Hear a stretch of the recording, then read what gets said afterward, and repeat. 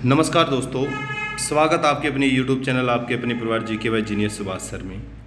हमने अभी एक श्रृंखला शुरू की थी कल से ही, यानी हाल ही में हरियाणा स्टाफ सिलेक्शन कमीशन के द्वारा जो एग्ज़ाम लिए जा रहे हैं और उन एग्ज़ामों के अंदर हरियाणा और इंडिया GK के जो क्वेश्चन पूछे जा रहे हैं उन क्वेश्चनों के बारे में हम विस्तृत चर्चा कर रहे हैं। उन क्वेश्चनों के बारे में तो हम चर्चा कर ही रहे हैं, उन क्वेश्चनों के साथ साथ ऐसे क्वेश्चनों के बारे में भी हम चर्चा कर रहे हैं जिनके पूछे जाने की नेक्स्ट एग्जाम के अंदर बहुत ज़्यादा संभावनाएं हैं। पिछली क्लास के प्रति आप सब बच्चों का बहुत अच्छा प्यार मिला हमें, उसके लिए हम आप सबकी क्या है कृतज्ञ हैं और आशा है आप सब बच्चे ऐसे ही अपना प्यार हमें देते रहेंगे। ठीक है भी, तो चलो आज की क्लास का शुभारंभ करते हैं। फर्स्ट क्वेश्चन दिया हुआ है हरियाणा में आज की जो क्लास आपकी रहेगी वो 2 नंबर क्लास रहेगी, यानी 1 नंबर आपकी क्लास आ चुकी है दूसरी, और ये जो पेपर है आपका VLDA का जो पेपर हुआ था उस VLDA के पेपर से क्या है आपके ये क्वेश्चन उठाए गए हैं। भी ये बच्चे भी आप नोट कर लेना, भी किसी पेपर में आप देखोगे तो VLDA का जो पेपर हुआ था हाल ही में उस पेपर से क्या है ये क्वेश्चन आपके उठाए हुए हैं। इसका फर्स्ट क्वेश्चन जो दिया हुआ है, हरियाणा में मोरनी और टिपरा श्रेणियाँ किस नदी घाटी द्वारा पृथक है। अभी ठीक है, यमुना नदी है, घग्गर नदी है, सरस्वती नदी या फिर मारकंडा नदी का जैसे जिक्र किया। तो आप सब बच्चे जानते हैं मोरनी और टिपरा जो श्रेणियां हैं ये घग्गर नदी के द्वारा क्या होती है, अलग होती है, पृथक होती है। ठीक है भी, घग्गर जो नदी है ये हिमाचल प्रदेश का जैसे जिक्र करते हैं, हिमाचल प्रदेश का एक जिला है सोलन, और सोलन की जो डांगसाई की पहाड़ियाँ हैं उनसे निकलती है। ठीक है भी, इंपॉर्टेंट है, कई बार क्वेश्चन पूछा गया है। यानी हिमाचल प्रदेश के सोलन जिले की डांगसाई की जो पहाड़ियाँ हैं उन पहाड़ियों से कौन सी नदी निकलती है, आपकी घग्गर नदी निकलती है। बहुत इंपॉर्टेंट है। और एक बार क्वेश्चन पूछा गया था भी घग्गर हरियाणा में कहाँ से प्रवेश करती है, तो हरियाणा में ये जो प्रवेश करेगी आपकी कालका से। ठीक है भी, हरियाणा में ये जो प्रवेश करती है कालका में प्रवेश करती है, और हरियाणा की सबसे बड़ी मौसमी नदी है। भी ये भी क्वेश्चन पूछा जा सकता है भी हरियाणा की सबसे बड़ी मौसमी नदी कौन सी है, तो हरियाणा की सबसे बड़ी मौसमी नदी जो रहेगी आपकी घग्गर नदी रहेगी। और हरियाणा की दूसरी सबसे बड़ी नदी है भी कितना किलोमीटर लंबी है, 241 किलोमीटर क्या है ये आपकी लंबी है। यानी सबसे लंबी नदी तो हरियाणा की कौन सी है, 320 किलोमीटर यमुना नदी का जैसे जिक्र करते हैं। घग्गर नदी है ये दूसरी सबसे लंबी नदी है और 241 किलोमीटर लंबी है। मौसमी नदी है, ये भी आपको क्लियर होना चाहिए।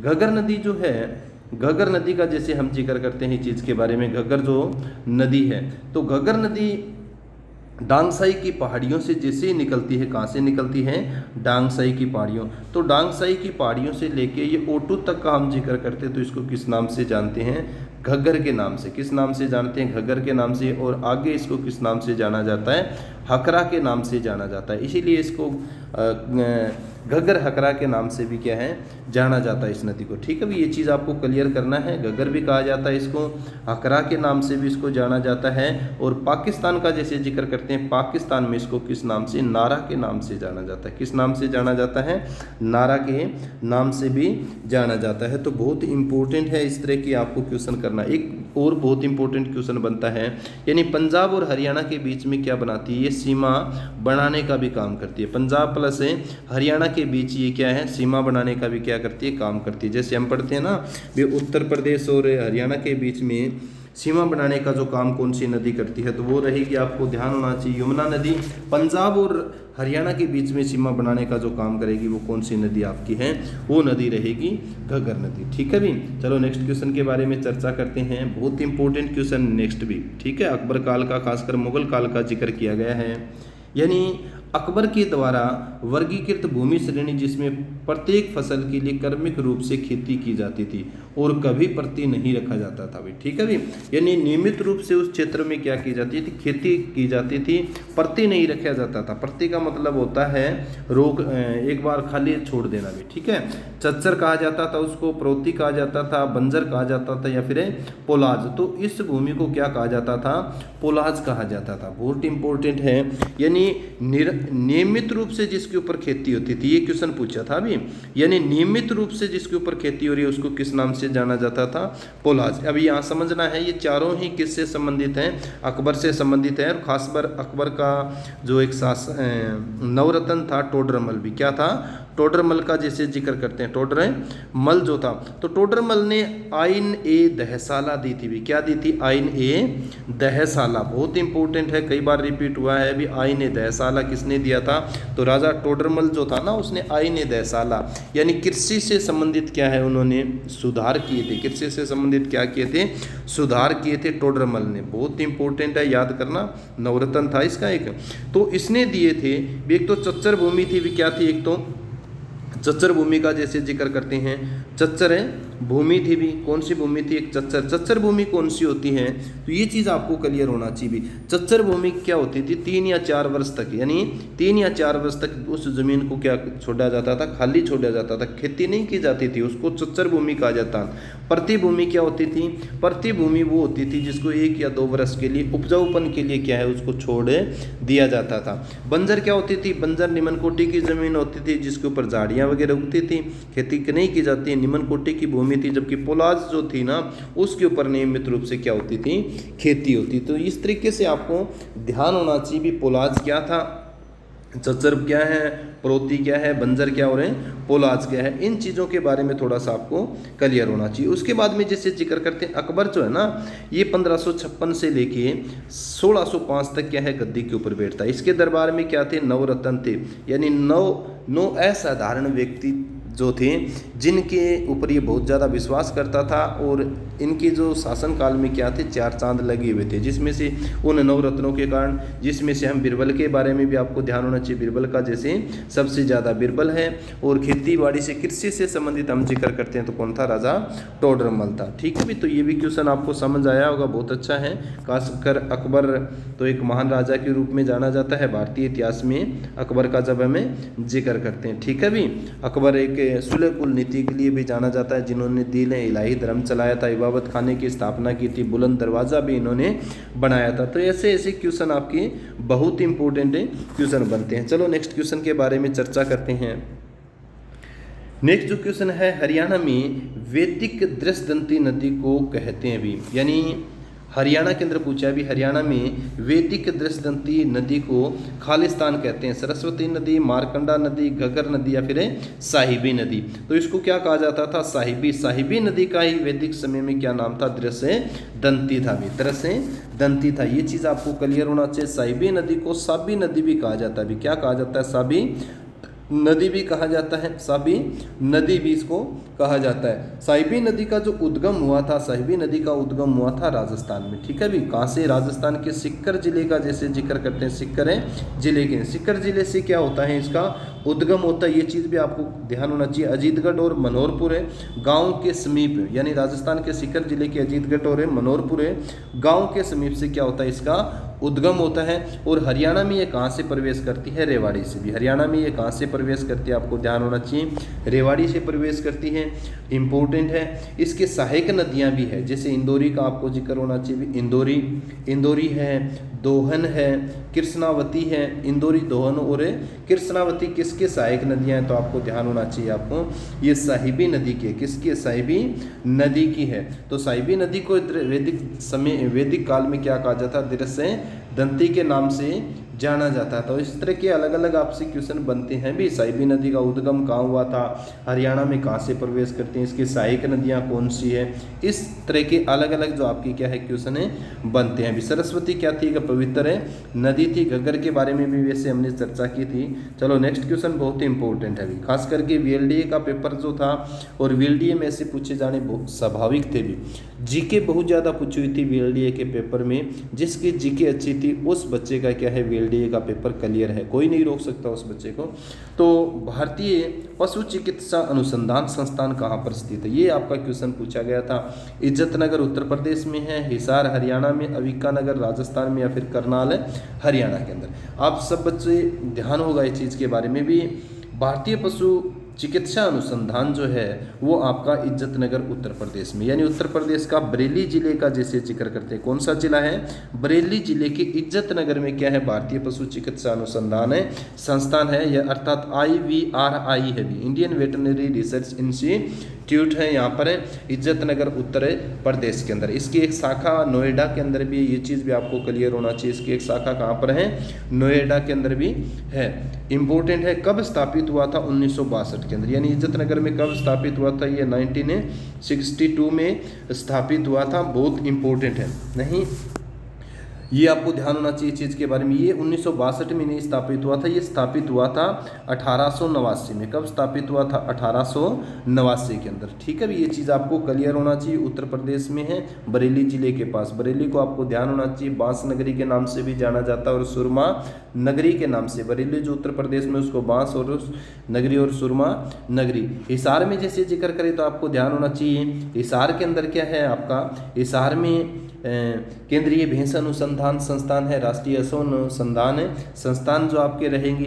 अविका नगर जो है, अविका नगर में बहुत इंपॉर्टेंट है। जैसे यहाँ अविका नगर जो आप पढ़ोगे, यहाँ पर केंद्रीय भेड़ व ऊन अनुसंधान संस्थान है। ठीक है भी, यानी केंद्रीय भेड़ व ऊन अनुसंधान संस्थान जो आपका रहेगा वो अविका नगर है, राजस्थान में। अविका नगर राजस्थान में टोंक जिले का जैसे जिक्र करते हैं, कौन सा जिला है? टोंक जिले के अविका नगर में कौन सा इंस्टीट्यूट है? केंद्रीय भेड़ व ऊन अनुसंधान संस्थान है। इसकी स्थापना आपको ध्यान होना चाहिए 1962 में हुई थी। इसकी स्थापना कब हुई थी? 1962 में। और भारतीय पशु चिकित्सा अनुसंधान संस्थान की स्थापना हुई थी 1889 के अंदर। तो इम्पोर्टेंट है, इस तरीके के भी आपके क्या क्वेश्चन बनते हैं। करनाल का जिक्र करें तो करनाल में क्या है आपकी? करनाल में जो रहेगी वो NDRI रहेगी। क्या रहेगी करनाल में आपकी? NDRI, national dairy research institute रहेगी। और भी बहुत से संस्थान हैं पशुओं से संबंधित आपके करनाल के अंदर। चलो नेक्स्ट क्वेश्चन के बारे में चर्चा करते हैं। नेक्स्ट जो क्वेश्चन आपका है, केंद्रीय बकरी अनुसंधान संस्थान कहाँ पर है? ठीक है भी, केंद्रीय बकरी अनुसंधान संस्थान का जैसे जिक्र किया अभी, केंद्रीय बकरी अनुसंधान संस्थान है कहाँ पर है? हिसार में है, अविका नगर में, करनाल या फिर मखदूम। तो मखदूम के अंदर केंद्रीय बकरी अनुसंधान है संस्थान है, बहुत इंपॉर्टेंट है भी। केंद्रीय बकरी अनुसंधान संस्थान जो आपका रहेगा वो कहाँ रहेगा? वो रहेगा मखदूम। अब मखदूम कहाँ पर पड़ता है? मथुरा के पास भी। कहाँ पर पड़ता है? मथुरा। और मथुरा किस राज्य में पड़ता है आपका? यूपी उत्तर प्रदेश के अंदर। तो मखदूम मथुरा उत्तर प्रदेश में क्या है? केंद्रीय बकरी अनुसंधान संस्थान अभी क्या है? केंद्रीय बकरी अनुसंधान संस्थान है। बकरी का जो वैज्ञानिक नाम है आपको ध्यान होना चाहिए। बकरी जो होती है इसका वैज्ञानिक नाम है केपरा। ठीक है भी, केपरा हरकस। केपरा हरकस इसका क्या है? वैज्ञानिक नाम है भी। ये क्वेश्चन भी आपके VLDA के पेपर के अंदर पूछा गया था भी, बकरी जो होती है उसका वैज्ञानिक नाम क्या है? तो केपरा हरकस है भी। ठीक है, और केंद्रीय बकरी अनुसंधान संस्थान जो आपका रहेगा वो कहाँ रहेगा आपका? वो अविका नगर है। और अविका नगर किस मखदूम में रहेगा। और मखदूम कहाँ रहेगा आपका? मथुरा के अंदर। ये वही मथुरा है जो यमुना नदी के किनारे स्थित है और पेड़ा नगरी के नाम से भी इसको जाना जाता है। ठीक है, पंडोर पेड़ा नगरी के नाम से किसको जानते हैं? हमें मथुरा को जानते हैं। तो ये इस तरीके से आपको सारे के सारे क्वेश्चन क्लियर होने चाहिए। ठीक है भी, तो बहुत इंपॉर्टेंट क्वेश्चन था ये भी आपका जिक्र कर रहे थे केंद्रीय बकरी अनुसंधान संस्थान का हम। तो नेक्स्ट जो क्वेश्चन के बारे में चर्चा करते हैं हम। नेक्स्ट क्वेश्चन है, सूचना का अधिकार अधिनियम कब लागू हुआ था? बहुत इंपॉर्टेंट क्वेश्चन है, सैकड़ों बार ये क्वेश्चन आपका पूछा जा चुका है भी। RTI जिसका हम जिक्र करते हैं, right to information, right to information, सूचना का अधिकार अधिनियम कब लागू हुआ था? 15 जून 2005 को, 20 अप्रैल 2008 को, 19 मार्च 2005 को, या उपरोक्त में से कोई नहीं। तो 15 जून 2005 को क्या लागू हुई थी? आपकी RTI, राइट टू इन्फॉर्मेशन लागू हुआ था। उस समय सरकार किसकी थी अगर आपसे पूछे तो? UPA की सरकार थी। किसकी सरकार थी? UPA। ठीक है भी, कांग्रेस की सरकार की थी। किसकी सरकार थी? कांग्रेस की सरकार थी। और उस समय PM कौन थे? आपको ध्यान होना चाहिए, डॉक्टर मनमोहन सिंह भी। ठीक है, मनमोहन सिंह उस समय क्या थे? प्रधानमंत्री थे, जिसके समय में सूचना का अधिकार लागू हुआ था। मनमोहन सिंह भारत के पहले सिख प्रधानमंत्री। ये चीज़ भी आपको क्लियर होना चाहिए। एक अर्थशास्त्री के रूप में भी जाना जाता है इनको। और RBI के क्या रहे? ये गवर्नर भी रहे हैं मनमोहन सिंह। इन्हीं के कार्यकाल में 15 जून 2005 में क्या लागू हुई थी? आपकी RTI, राइट टू इन्फॉर्मेशन, सूचना का अधिकार अधिनियम लागू हुआ था। ठीक है भी, पूर्ण रूप से जो ये लागू हुआ था, आपको ये चीज़ आपको क्लियर होना चाहिए, पूर्ण रूप से लागू हुआ था ये 12 अक्टूबर 2005 को। ठीक है भी, 12 अक्टूबर 2005 को ये पूर्ण रूप से क्या हो गया था? लागू हो गया। तो इस तरीके से आपको क्वेश्चनों को पढ़ना है भी, सभी के सभी जो क्वेश्चन आपके दिए हुए। चलो नेक्स्ट क्वेश्चन के बारे में चर्चा करते हैं। नेक्स्ट क्वेश्चन बहुत इंपॉर्टेंट, ब्रिटिश सरकार के विरुद्ध 1857 का विद्रोह सबसे पहले हरियाणा में कहाँ पर हुआ था? हिसार में हुआ था, रोहतक में हुआ था, अम्बाड़ा में हुआ था या फिर महेंद्रगढ़। आप सब बच्चे जानते हैं 10 मई 1857 को भी, 10 मई 1857 को सबसे पहले हरियाणा के अंदर 1857 की जो क्रांति हुई थी ना, वो अम्बाड़ा में, अम्बाड़ा छावनी से क्या हुई थी, उसकी शुरुआत हुई थी। अम्बाड़ा छावनी से क्या हुई थी, उसकी शुरुआत हुई थी। ये चीज़ आपको क्लियर होना चाहिए अम्बाड़ा छावनी में। और अम्बाड़ा छावनी में जैसे ही सैनिकों ने विद्रोह किया था तो वहाँ पर एक श्याम सिंह नाम का क्या था, एक सैनिक था, श्याम सिंह, जो गद्दार था भी। श्याम सिंह नामक एक सैनिक था जिसने अंग्रेज़ों को क्या कर दी थी, खबर कर दी थी भी हमारी छावनी में भी क्या हो गया है, विद्रोह हो गया है भी। ठीक है भी। तो 1857 की क्रांति के बारे में आपको पढ़ना चाहिए।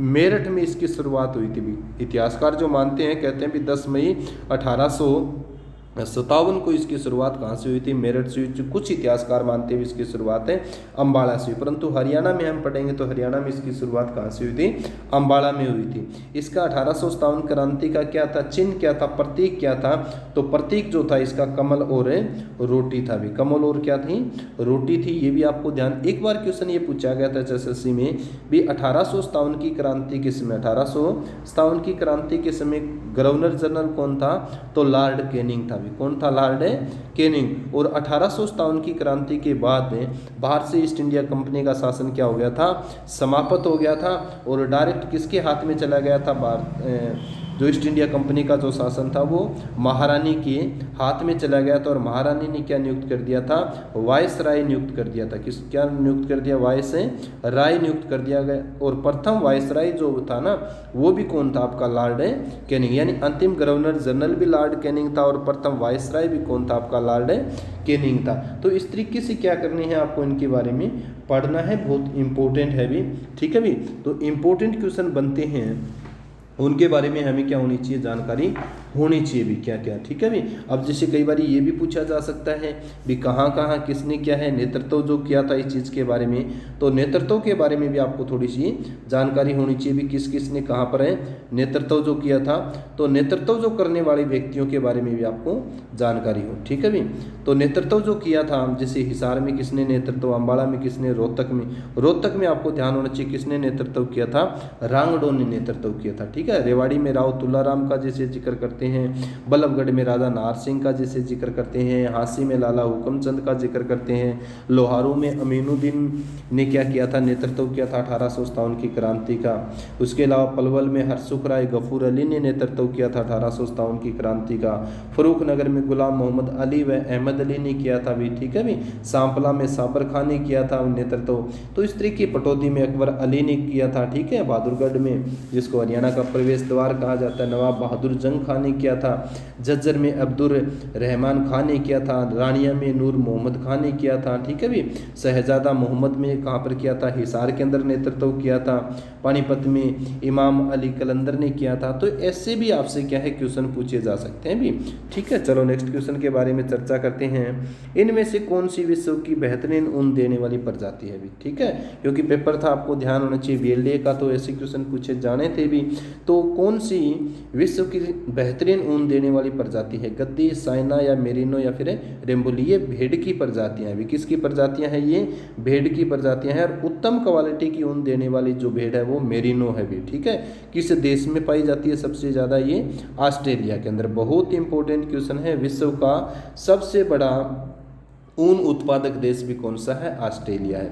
मेरिनो भेड़ पाई जाती है। ऊन बहुत उत्तम क्वालिटी की इसकी क्या होती है, ऊन होती है। और सर्वाधिक ऊन का उत्पादन होता है किस देश के अंदर, आपके ऑस्ट्रेलिया में। कहाँ पर है, ऑस्ट्रेलिया के अंदर। कहते हैं भी विश्व में ऑस्ट्रेलिया में इतनी ऊन पैदा की जाती है हर साल, अगर उसके स्कार्फ बनाए जाए तो विश्व को 7 बार लपेटा जा सकता है। ठीक है भी। और भारत में उत्तम क्वालिटी की जो ऊन जो मिलती है वो पश्मीना नामक बकरी से मिलती है। ये किस राज्य में मिलती है, आपकी के अंदर, यानी जम्मू कश्मीर में बकरी, उससे पश्मीना क्या है, ऊन तैयार की जाती है भी। तो ये भी बहुत इंपॉर्टेंट क्वेश्चन था। चलो नेक्स्ट क्वेश्चन के बारे में जिक्र करते हैं।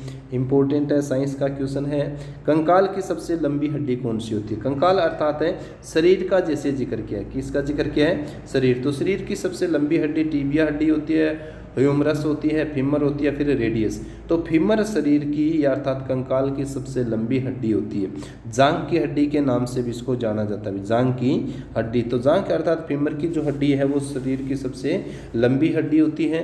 सबसे छोटी भी कई बार पूछा जाता है। तो स्टेपिज भी क्या है, स्टेपिज। स्टेपिज ये कहाँ होती है, कान में होती है भी, कहाँ होती है, कान में। तो मानव शरीर की सबसे बड़ी हड्डी तो फीमर है आपकी, और सबसे छोटी हड्डी कौन सी है, स्टेपिज है, जो कहाँ पर पाई जाती है, ये कान के अंदर पाई जाती है। ये टिबिया हड्डी जो है ये आपकी पैर में पाई जाती है, किस में पाई जाती है, आपकी पाँव। ठीक है भी, ये चीज़ भी आप क्लियर करो, ये भी बहुत इंपॉर्टेंट आपका क्वेश्चन था। चलो नेक्स्ट क्वेश्चन के बारे में चर्चा करते हैं। नेक्स्ट क्वेश्चन है, निम्नलिखित में से हरियाणा का सबसे पुराना ऑल इंडिया रेडियो कौन सा है। निम्नलिखित में से हरियाणा का सबसे पुराना ऑल इंडिया रेडियो कौन सा है। AIR बोलते हैं इसको, ऑल इंडिया रेडियो भी क्या बोलते हैं, ऑल इंडिया रेडियो। भारत में सबसे पहले ऑल इंडिया रेडियो की शुरुआत हुई थी।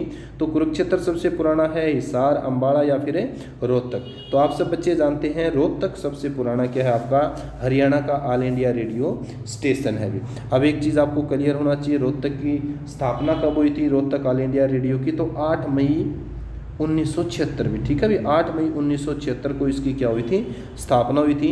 यानी रोहतक जो ऑल इंडिया रेडियो है इसकी स्थापना हुई थी 8 मई 1976 भी, 8 मई 1976 में हुई थी। उस समय हरियाणा के मुख्यमंत्री कौन थे, बनारसी दास गुप्ता। यानी जब रोहतक में ऑल इंडिया रेडियो की स्थापना हुई 8 मई 1976 को, उस समय हरियाणा के मुख्यमंत्री जो थे वो कौन थे, बनारसी दास गुप्ता। इसके बाद में आपको और भी ध्यान होना चाहिए, और भी कई ऑल इंडिया रेडियो हैं। जैसे कुरुक्षेत्र का जिक्र करो तो कुरुक्षेत्र ऑल इंडिया रेडियो की स्थापना हुई थी 24 जून 1991 में। ठीक है भाई, यानी दूसरा ऑल इंडिया रेडियो जो खुला था हरियाणा में वो कुरुक्षेत्र में खुला था। कब, 21 जून है, यानी 24 जून, क्या लिखोगे, 24 जून 1991 में। उस समय हरियाणा के मुख्यमंत्री कौन थे, भजन लाल थे भी। कौन थे, हरियाणा के मुख्यमंत्री भजन लाल। यानी भजन लाल के समय में ये खोला गया था कुरुक्षेत्र आकाशवाणी जो केंद्र है।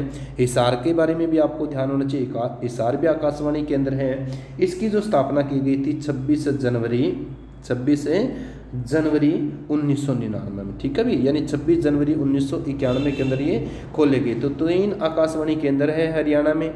रोहतक में आपको ध्यान होना चाहिए 8 मई 1976 में खोला गया था, बनारसी दास गुप्ता उस समय हरियाणा के मुख्यमंत्री थे।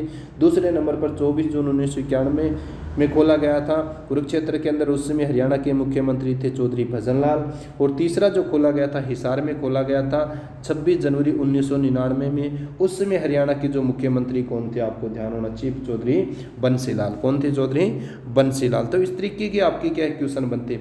हिसार में आपको ध्यान होना चाहिए दूरदर्शन केंद्र भी क्या है, दूरदर्शन केंद्र। यानी हिसार में क्या आपका दूरदर्शन केंद्र भी है। दूरदर्शन केंद्र कब खोला गया था हिसार में, ये चीज़ आपको क्लियर होना चाहिए। दूरदर्शन केंद्र जो हरियाणा में खोला गया था ना, वो खोला गया था 1 नवंबर 2002 को भी। ठीक है भी, 1 नवंबर 2002 को। यानी दूरदर्शन केंद्र जो खोला गया था हिसार में वो 1 नवंबर 2002 को खोला गया था। किसने इसका उद्घाटन किया था, उसमें तत्कालीन केंद्रीय सूचना व प्रसारण मंत्री जो थी सुषमा स्वराज ने। किसने, सुषमा स्वराज। इंपॉर्टेंट है, बहुत इंपॉर्टेंट है। सुषमा स्वराज ने क्या किया था, इसका उद्घाटन किया था। और सुषमा स्वराज दिल्ली की पहली महिला मुख्यमंत्री रही थी। और अम्बाड़ा से क्या है, सुषमा स्वराज का संबंध है भी। ठीक है भी, तो सूचना एवं प्रसारण मंत्री थी उस समय सुषमा स्वराज 1 नवंबर 2002 को। तब उन्होंने क्या है, दूरदर्शन केंद्र हिसार की नींव रखी थी, स्थापना की। तो ये चीज़ भी आपको क्लियर होना चाहिए। चलो नेक्स्ट क्वेश्चन के बारे में चर्चा करते हैं।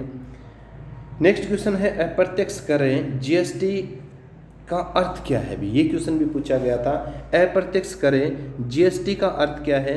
गुड्स एंड सर्विस टैक्स है, जनरल सर्विस टैक्स है, गुड्स एंड सेल टैक्स है, या उपरोक्त में से कोई नहीं। तो गुड्स एंड सर्विस टैक्स है, ये गुड्स एंड सर्विस टैक्स है। अप्रत्यक्ष कर GST, इसका जो अप्रत्यक्ष कर है GST क्या है, एक अप्रत्यक्ष कर है जिसका अर्थ है गुड्स एवं सर्विस टैक्स। आपको ध्यान होना चाहिए। कब शुरू किया था, तो 1 जुलाई 2017 को। ठीक है भी, 1 जुलाई 2017 को शुरू किया गया था goods and service tax. 1 nation 1 tax भी, 1 नेशन 1 टैक्स। और गुड्स एंड सर्विस टैक्स अर्थात GST के जो ब्रांड एम्बेसडर थे अमिताभ बच्चन, यानी अमिताभ बच्चन GST के क्या है, ब्रांड एम्बेसडर है। ये चीज़ भी आपको क्लियर होना चाहिए चीज़ के बारे में। ठीक है भी, इसमें कितनी स्लैब है, जीएसटी के अंदर अगर आपसे स्लैब से दरें भी पूछी जा सकती है, भी कितनी दरें हैं, कितनी दरें, तो एक तो 0 है जिसके ऊपर कुछ जीएसटी नहीं लगती, उसके बाद में 5 है, 5 के बाद आपको ध्यान होना चाहिए 12 है, 18 है और 28।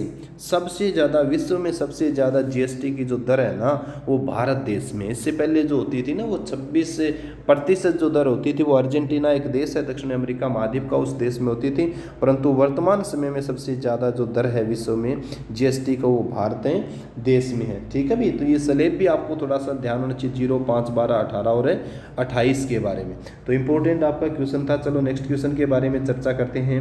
निम्नलिखित में से चीनी तीर्थयात्री ने, ठीक है भी, ये क्वेश्चन इस तरह था, हिंदी में तो इस तरह का ही था, ये निम्न में से लिखित में से चीनी तीर्थयात्रियों ने 7वीं सदी में हरियाणा को भेंट दी। ये इसी तरीके से क्वेश्चन पूछा हुआ था हिंदी में तो, परंतु इंग्लिश में जब आप उस क्वेश्चन को पढ़ोगे तो उसके बारे में है भी विजिट किसने किया था, भी भ्रमण किसने किया था भी 7वीं सदी में, सियूकी, ह्वेनसांग, फाहियान या मार्को पोलो, ये ऑप्शन थे। तो यहाँ पर यात्रा जो करने वाला था ना, क्योंकि जब भी हम कोई एग्जाम देते हैं तो हिंदी में कोई गलती होती है तो यही कहा जाता है भी इंग्लिश का जो आपका टाइपिंग है इंग्लिश में जो दिया हुआ है वही सर्वमान्य हो, तो उसमें इंग्लिश को हम पढ़ते हैं तो उसमें ये लिखा हुआ है, भेंट नहीं है उसमें भी किसने यात्रा की थी भी 7वीं शताब्दी में, तो ह्वेनसांग ने यात्रा की थी किसके समय में, हर्षवर्धन। ठीक है भी, हरियाणा में जब राजवंश कौन था, वर्धन वंश था, हर्षवर्धन के समय में इसने हरियाणा में यात्रा। अब एक चीज़ आपसे सबसे इम्पोर्टेंट ये बनता है भी, जो ये आया था हर्षवर्धन जिसे, ये हर्षवर्धन लगभग 15 वर्ष तक क्या है भारत में रहा था भी। ठीक है भी, कितने वर्ष तक ये भारत में रहा था, 15 वर्ष तक ये भारत के अंदर रहा था। ये चीज़ आपको क्लियर होना चाहिए। हर्षवर्धन के समय में क्या आया था, ये भारत आया था। हर्षवर्धन के समय में यानी 629 में तो ईस्वी में तो ये भारत आया था, जबकि हरियाणा में जो रहा था ये 634 से लेके 644, कहते हैं लगभग 9 वर्ष तक ये हरियाणा के अंदर है, 9, साढ़े 9, 10 वर्ष तक ये हरियाणा के अंदर रहा था भी। ठीक है भी,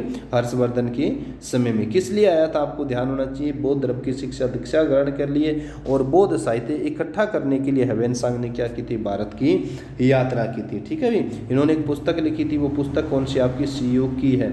सियूकी पुस्तक जो है उसने सफ़रनामा जो लिखा था ना उसमें की वर्तमान स्थिति के बारे में उसने वर्णन किया है भी। ठीक है, सामाजिक, आर्थिक, राजनीतिक, भौगोलिक जो उस समय की स्थिति, उस स्थिति का उन्होंने अपनी पुस्तक के अंदर वर्णन किया है। ये ह्वेनसांग है, इसको यात्रियों का राजकुमार कहा जाता है भी। क्या कहा जाता है, यात्रियों का राजकुमार कहा जाता है, और आधुनिक शाक्य मुनि के नाम से भी ह्वेनसांग को जाना जाता है। ठीक है भी, तो ये चीज़ पढ़ना, यात्रियों का राजकुमार कहा जाता है, आधुनिक शाक्य मुनि कहा जाता है। सियूकी इनकी पुस्तक थी। प्राचीन समय में शाक्य मुनि कहा जाता था महात्मा बुद्ध को। ठीक है भी, फाहियान किसके काल में आया था, चंद्रगुप्त द्वितीय के काल में आया था। बहुत ही इंपॉर्टेंट क्वेश्चन है, सबसे ज़्यादा इंपॉर्टेंट क्वेश्चन है, खासकर डिफेंस के बच्चे जो एग्जाम देते हैं, जीडी की जो भर्ती होती है उसमें ये सैकड़ों बार क्वेश्चन पूछा गया था भी। फाहियान किसके, ये भी चीनी यात्री था, इथिंग्स भी चीनी यात्री था भी। ठीक है भी, ह्वेनसांग भी चीनी यात्री था। तो फाहियान जो चंद्रगुप्त द्वितीय के काल में आया था। इसके अलावा मार्को पोलो जो था ये इटली का था भी। किस देश का यात्री था, ये इटली, इतावली था भी। क्या था ये आपका, इतावली था। तो ये चीज़ भी आपको क्लियर होना चाहिए। ठीक है भी, इथिंग्स जो आया था वो 675 ईस्वी में आया था। कब आया था, 675 ईस्वी में। और फाहियान जो आया था 399, लगभग 399 ईस्वी में क्या आया था, ये भारत आया था। ठीक है, तो आज की क्लास में इतना ही भी। क्लास कैसी लगी आप मेरे को कमेंट करके ज़रूर बताएं। कमेंट हर बच्चा जरूर करके जाए भी। ठीक है, और विस्तृत रूप से इस क्लास को सुनना और क्लास के पेन जरूर चलाना है आपको। नोट्स इसकी क्या है, जरूर बनाए। जितने नोट्स बनाओगे, जितना आप पेन चलाओगे, उतने ही ये चीज़ें आपको क्या होगी, ज़्यादा याद होगी। आशा है आप सब बच्चे बड़े ध्यानपूर्वक क्लास का लुत्फ़ उठाएंगे, क्लास को देखेंगे। कोई कमी है तो आप मेरे को ज़रूर बताएंगे कमेंट में। ठीक है, कमेंट जरूर करना है सभी बच्चों को। इसी के साथ सभी बच्चों को जय हिंद, जय भारत, वंदे मातरम।